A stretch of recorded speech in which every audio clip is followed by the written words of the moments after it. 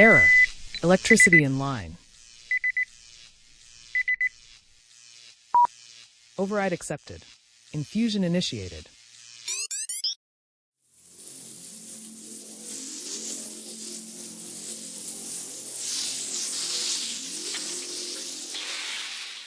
Welcome to the INS Infusion Room, the official podcast of the Infusion Nurses Society. In this podcast, we explore all things infusion therapy through a real-life conversation, covering the latest trends, new research, evolving standards, and key industry insights. Whether you're an experienced infusion nurse or new to the field, we aim to keep you informed and empowered with the knowledge to stay at the forefront of the profession. My name's Derek, and I'm your host. Let's dive in. Hello and welcome to the INS Infusion Room. Today we have our guest, Dr. Robert Daly, and today we're discussing some of his work where he authored the feasibility and acceptability of home phlebotomy for patients with cancer. Welcome. Thank you for having me, Derek. Yeah, so before we get started, if you don't mind to tell the audience a little bit more about yourself. Sure. My name is Bobby Daly, as you said. I'm a medical oncologist who specializes in the treatment of patients with lung cancer. And my research interest is really in care delivery innovation. So how do we improve the delivery of cancer care by lowering the burden for our patients who are on active treatment? Fantastic. As a nurse, we see that there's many barriers, especially for those in the home environment. So very interesting work. So what brought you to this discovery and or relevance to want to complete this research? Thank you. I think your experience as a nurse closely matches mine as a physician, in that we see that for patients with chronic diseases like cancer, there's so much asked of them. They're often requested to come to clinic for treatment, for labs, for imaging, for consult appointments, and it really creates a lot of burden on our patients, and it requires a tremendous amount of time. And that's time patients can be spending at home with their families or at their job. And so how can we really lessen the burden for those patients? And so bringing care closer to where patients are through things like mobile phlebotomy really has the opportunity to improve access to care for our patients. And also, I think it may be safe to say it decreases delays in care. Absolutely. Just by eliminating those barriers. Many of those patients, I'm sure, have difficulties with commuting. So you determine the relevance and then you move forward with studying mobile phlebotomy. So tell me how that worked. Sure. So our institution was fortunate enough to partner with a vendor that provided mobile phlebotomy. And so we were really interested in, could we integrate in this mobile phlebotomy into our standard of care workflows so that we could get labs for our patients in the home? These are labs that we're using for toxicity evaluation for patients who are on active treatment. There are also labs that we're using to ensure patients are within the right parameters for receiving their treatment. And so by being able to do that in the home, we're able to improve the patient experience while also improving the efficiency of how we deliver care. So one may think that the time associated with the transit of a specimen may decrease the quality. Did you find that in your study? We didn't. That is a great question and something that we were worried about as well. And so we worked really closely with our Department of Laboratory Medicine to set benchmarks for quality. And so in this study, we saw that the mobile phlebotomy really surpassed our quality benchmarks and that there was no issue with collection at the home and then transporting those labs to our facilities to be processed. Fantastic. Yeah, it was really exciting because I think for our patients, many of them are traveling an hour or more in order to get this blood work done. And so if we can meet them in the home, it really allows them to spend more time doing the things they enjoy, like being with family. When you partnered with an organization or a team of clinicians, did this group already have that skill set, or did you have additional training that went into to making sure that they had the skills they needed to perform this service? So I think there's a lot of really entrepreneurial minded people who are entering into this space. So I think that's really exciting. This was a company that had already established a mobile phlebotomy service. And then we worked with them to deliver it for our patients with cancer. So they had to meet our standards as far as, the quality of the specimen collection, but also how they engage with patients to make sure that, when patients were having a mobile phlebotomy visit by this vendor, it was a seamless experience and still felt like an experience that they would have at Memorial Sloan Kettering. But they were an outside vendor that we partnered with. And I think that was an important decision because, being able to do this at scale is really how you could make the economics work. But if you're sending out like phlebotomists from your institution, New York City, and they're going to Buffalo and Albany and Pennsylvania and New Jersey, and they're just drawing one sample, it's never going to be a cost-efficient process. So I think the decision to work with an outside vendor, which was made at our operations level, was really the right one in order to do this in a way that was economical.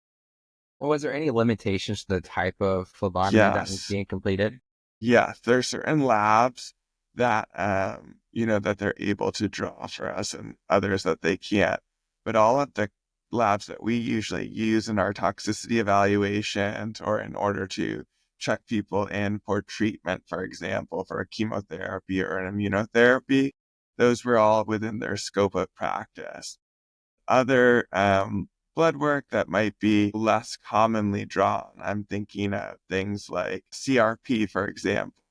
That might not be within their set of labs that they standardly draw, but they can do things like a urine analysis. They can do things like thyroid function, which we check for patients on immunotherapy. So they had quite a broad list of labs that they're able to draw, but it was not the complete that we can do at an inpatient site. So talk to me a little bit more about the patient satisfaction component. Did you Yeah. study patient satisfaction? We did measure patient experience with this service because, that was one of the main reasons why we implemented this was really, can we reduce the burden on our patients? Can we make this a seamless experience for them so that they could get their labs drawn at home and be able to proceed right to the next step of their treatment, whether that was an infusion therapy or continuing the oral medication they were on or being evaluated for some other purpose. And so we were able to survey 147 patients, and 99% would recommend this service to other patients. So that was Wow. really high and really Those are indication of, wonderful, yeah, wonderful numbers. What do of you how think? much What patients appreciated this. absolutely? What do you think influenced that the most?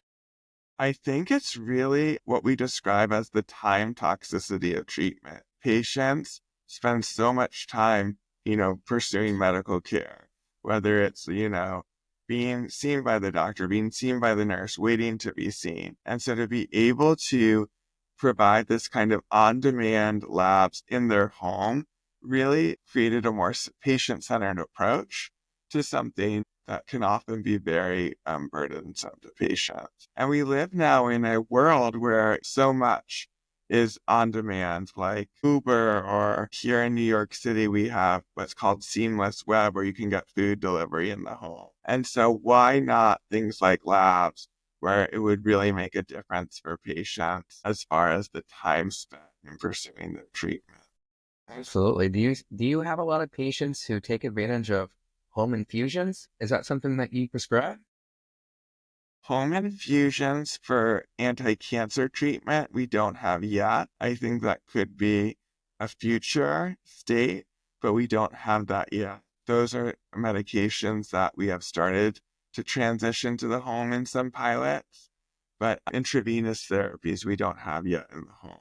But there are institutions who have made progress in that space, which is exciting to see, because I think that's another way you could really potentially improve the experience for patients. But you have to be able to work within the current ecosystem of healthcare. And so with that, it's really looking at, can you partner with innovative payers who are willing to support, moving the site of care to the home because of the benefits to patient experience, and the potential to decrease cost as well. You mentioned New York City. Yes. So home phlebotomy and or mobile services in the home in New York City, I imagine that could be challenging for the clinician, Absolutely. the commute. Talk about Yes. that. What does that look like for someone like me that I live in Southern Indiana, very rural? All right. I've been to New York many times, but I commuted with various meetings throughout the day, so I can imagine clinicians' commute could be very challenging from place to place. Yes. I think one of the challenges with New York City and one of the benefits as well is the high concentration of patients in a small area. And so you can potentially have great economies of scale with a mobile phlebotomist moving within New York City and being able to access many different patients within a given day. I think the differences between New York City and rural Indiana could be because many of us live within apartments. You run into potential patient privacy issues. If a neighbor or a doorman sees somebody coming into your home to draw blood work, that might not be something that you want. And so how do you ensure that you're protecting patient privacy, that you're doing things that the patient really is endorsing? That was really important to us. So we needed patient buy-in, patient permission in order to pursue this. But I think that in New York City or in a densely populated urban area, you can potentially be able to access multiple patients through something like mobile phlebotomy, where you're able to really have a good return on your investment in such a service. I think about the supplies that it takes to complete these services. So Yes. backpacks, is that it's that Yeah. one? They can't have backpacks or carts, or what does that look like? Just curious. Yeah, it's really, when we were doing home injections of subcutaneous or intramuscular therapies, yeah, it would really be we would pack a bag that would have all the appropriate supplies within it so that the nurse or the phlebotomist could go straight to the home and get this accomplished. It's definitely interesting. Yeah. And I think, though, when you think about areas like rural Indiana or other rural spots where they might not have access to cancer care or clinical trials, I think these mobile services become important as well, because then you're able to overcome those travel distances and get care to patients where they are. For many patients, they're coming hours to participate in a clinical trial. And so how do you think about which of those services do they really need to be here for? And which could you potentially do through a decentralized delivery pattern, such as mobile phlebotomy or drawing labs close to the patient, utilizing things like CVS or Walgreens. So I think there's definitely advances that are happening as well. So cool. I love living in this age where we continually see these improvements and advancements in research so readily available and happening so quickly, constantly Absolutely. changing the standards in which we practice. It's absolutely Yes, amazing. It's amazing. A lot to keep up with. But at the absolutely. same time, it's great. So where do you see you and your group moving forward with your focuses in 2025? Now that we're in a new year, do you have any work that you plan on focusing in on? Absolutely. I think what you said about innovation in cancer care therapeutics and delivery is spot on. And so where we are looking is building on mobile phlebotomy to think about what other services can we deliver in a patient's home. So for me, I treat patients with lung cancer, and there was a drug that was recently approved called tarlatamab, which is a bite therapy. And so it's a treatment that's like an But innovative, for the people who don't know what bite therapy is, do you mind to talk a little bit about what that is? absolutely. So it's a bispecific antibody therapy, and it's really an innovation in immunotherapy. And it's the first bite therapy approved for solid tumors, is this drug called tarlatamab. But it requires you to be hospitalized for the treatment. And so you can imagine that's a real barrier to patients who either live a distance from a hospital that's able to provide this medication or have demands in the home where they can't spend the night in the hospital, like dependent care, elderly parents or young children. And so we're looking at, can we deliver this drug safely in the outpatient setting rather than hospitalize them, but do the monitoring and the blood work in the home and utilize community paramedics to provide in-person visits in the home for patients. So it's really thinking through, how do we take components of clinic or take components of the hospital and bring them to patients where they are in order to improve access to care. And so if you were in rural Indiana and you had small cell lung cancer and you were in need of this therapy, but you lived a distance from an academic medical center, could we deliver this therapy at a clinic near your home and then monitor you at home using community paramedics to really, and home labs to really break down those barriers for patients and accessing life-saving or life-extending drugs. And what would that visit look like in regards to monitoring? It would really be like a visit where the community paramedic would do a physical exam, a mental status exam, and just assess you to see if you're having any symptoms as a result of the treatment. So it would be very straightforward and something that could occur within the home. I know there's a lot of technologies that allow providers to monitor patients from afar. Yes, Is that a consideration as well? absolutely. I think it's really finding the right use cases for those technologies. And so whether it's remote pulse oximetry monitoring or remote temperature monitoring, those are certainly have their place, and it's just matching them to the right clinical scenario to realize the value. Virtual nursing. Virtual It's a nursing, thing. It's a absolutely. thing. Absolutely. Is that something you see in your area? Yes. I mean, one thing that we looked at was, using a centralized nursing team to monitor patients who are at high risk for toxicities from treatment.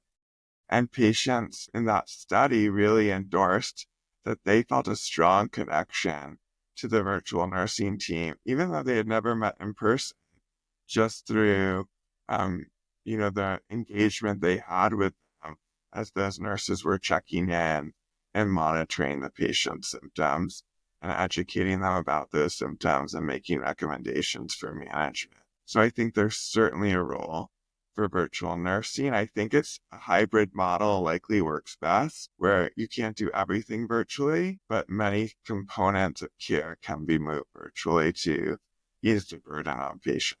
Sky is the limit. Yes, absolutely. I reflect back and, even 10 years ago, having this conversation would seem so futuristic. Mm-hmm. I mean, just 1 decade ago, it's amazing to see all the advancements and what we're able to do as providers and clinicians and how we meet our patients where they are. I think you Yes, mentioned earlier is so critical. it is. And I think, the advances that are made in remote monitoring and telemedicine during COVID, we really have to push our legislators and policymakers to really keep those new standards in place. So, for example, telemedicine, the value to patients of being able to have some of their visits done via telemedicine is huge. I mean, coming in for these visits at a great distance when perhaps the purpose of that visit is a toxicity, a check-in, or to review a scan, things that could be done virtually rather than having the patient come in person. But, we need the policies in place that allow for that flexibility on behalf of providers to provide telemedicine visits, because a lot of those relaxations in telemedicine occurred during the pandemic and have not been made permanent yet. How can healthcare providers and or clinicians advocate for these positive changes? So I work really closely with my professional society, the American Society of Clinical Oncology, and we've been really advocating for making permanent the changes in telehealth that were enacted during the pandemic. So allowing for telehealth visits to occur for patients in the home rather than making them come to a clinical site in order to have that telehealth visit, for example. And so we've been very closely following policy and advocating to really make that permanent. And so I think providers can look to partner with their professional organizations. I myself have also gone to Capitol Hill to meet with my congressional representatives and their teams to advocate for this. So I think whatever you can do to really express to them the value of telehealth How is that for our patients. I think it's a bipartisan support for telehealth. And so it's really just ensuring that Congress, puts in place the legislation necessary to make it permanent. But I haven't met with a lot of resistance, at least when I have been advocating on behalf of this. Well, it's amazing what advocacy can do. Absolutely. Unless people hear from you, they don't know. That's right. That's absolutely 100% correct. Well, I think that we can wrap up here. Do you have any final words? No, I really appreciate the opportunity to be on your show. To me, I think nurses are on the front line of a lot of this work we're doing in remote care and telehealth, the symptom monitoring, symptom management, symptom coaching, and education. So to be able to reach your audience is really exciting because I think they're leading this work. Thank you again for coming and talking more about the work that you've completed and all your advocacy and helping move the needle within healthcare. So I cannot thank you enough. Thank you, Derek. Thank you for joining us today on the INS Infusion Room. Today's infusion of knowledge titled Home Phlebotomy for Patients with Cancer with our expert guest, Dr. Robert Daly, has provided us with valuable insights. I'm your host, Derek Fox, and it's been a pleasure sharing this important discussion with you. Remember, knowledge empowers us to make informed decisions. Until next time, stay informed, stay curious, and keep gaining knowledge. Thank you for tuning in.